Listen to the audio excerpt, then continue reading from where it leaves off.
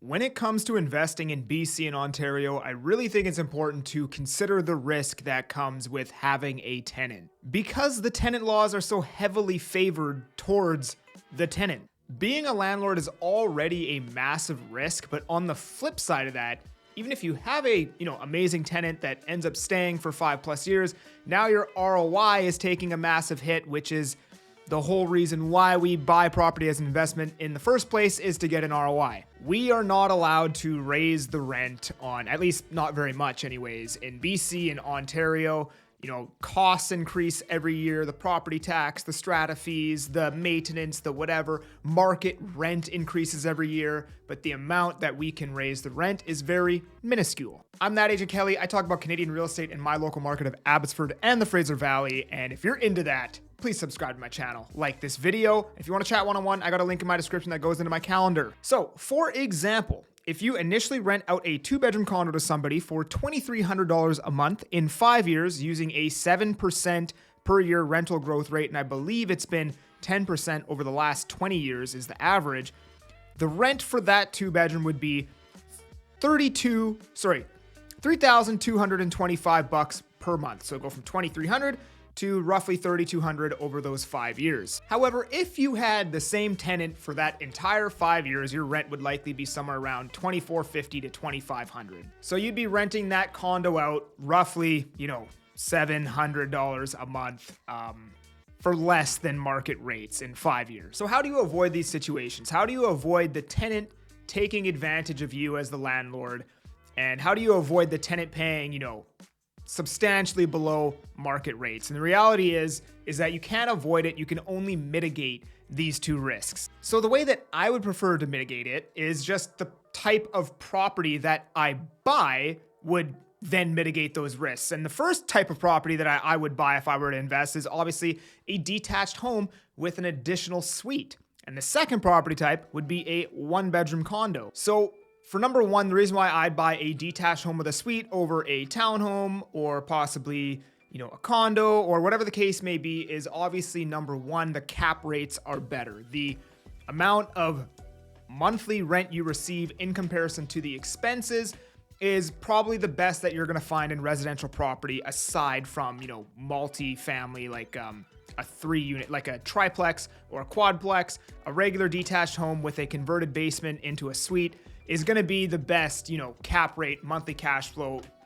ratio to expenses that you will receive in residential real estate. And the second reason is that the tenant risk, the risk of you getting a horrible tenant is spread across 2 tenants. So if you have one really bad tenant who doesn't pay the rent and they're trashing the home, whatever the case may be, well, you still hopefully have a second tenant upstairs or downstairs that's, not doing any of those things and paying you the rent and not trashing the home. Whereas if you had like a 2-bedroom condo or a townhome and you get a bad tenant, well, you're kind of SOL and you're just losing money every month. Now, why would I prefer to buy a 1-bedroom condo over a 2 or 3-bed condo? Again, the monthly cash flow in comparison to the expenses is the cap rate is better on a 1-bedroom in comparison to 2 or 3. And just to give you guys a real life example, this is a 1-bed here.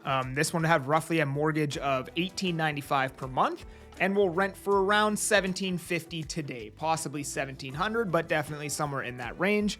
And this 2-bed has a mortgage of $2,650 per month and will rent for roughly $2,300 a month today. So just based on that alone, if you were to buy the 1-bed instead of the 2-bed, you should net an extra $150 a month just based on the mortgage. Additionally, the property tax, the strata fees, the maintenance, the home insurance, all of those expenses will be lower on the 1-bed as well. So you should actually end up netting an additional couple $100 a month buying the 1-bed in comparison to buying the 2-bed. However, that is not the main reason why I would personally buy a 1-bed over a 2-bed. The main reason is because of tenant turnover. Your turnover rate is going to be a lot higher in a 1-bed in comparison to a 2-bedroom condo. Now, in pretty much almost every real estate market across the world, turnover is a bad thing. But in markets with rent control, you want the turnover. On average, people move every 3 to 5 years, and that is obviously an average that is averaged out across all property types, townhomes, detached,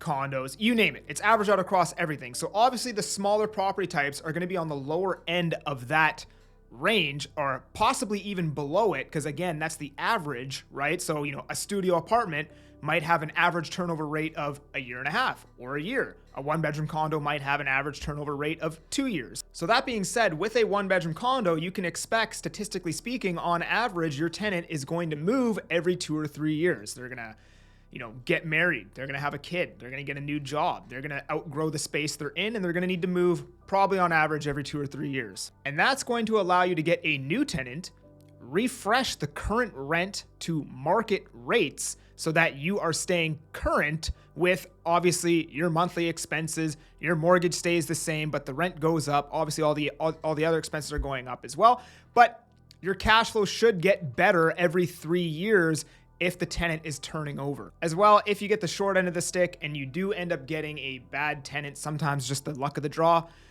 well, there's a higher chance that they're just gonna leave on their own. The issue with investing in two and 3-bed condos is you run the risk that they may never have to leave. Now that's fine, and I know I kind of sound like a dick saying this. However, if you're an investor, the whole reason why you're probably buying real estate in the first place is to get an ROI. A lot of people, myself included, I don't really care if the tenant's paying below market rates. If they're a great tenant, they keep the place clean, they take care of it, doesn't matter to me. However, if you are primarily ROI focused, like many investors are, understand that buying a 2 or 3-bedroom condo may basically force you to prematurely sell that unit, because the only way to essentially, get yourself into an asset where the rental income isn't far below current market rates is to actually sell the asset and then reallocate the capital into another property. However, when you do that, you're gonna trigger, a tax event, you're gonna pay capital gains, you're gonna pay realtors, you're gonna break a mortgage, etc. And I've seen this happen many, many times. I have clients renting out detached homes for $2,400 that, market rates are $4,100.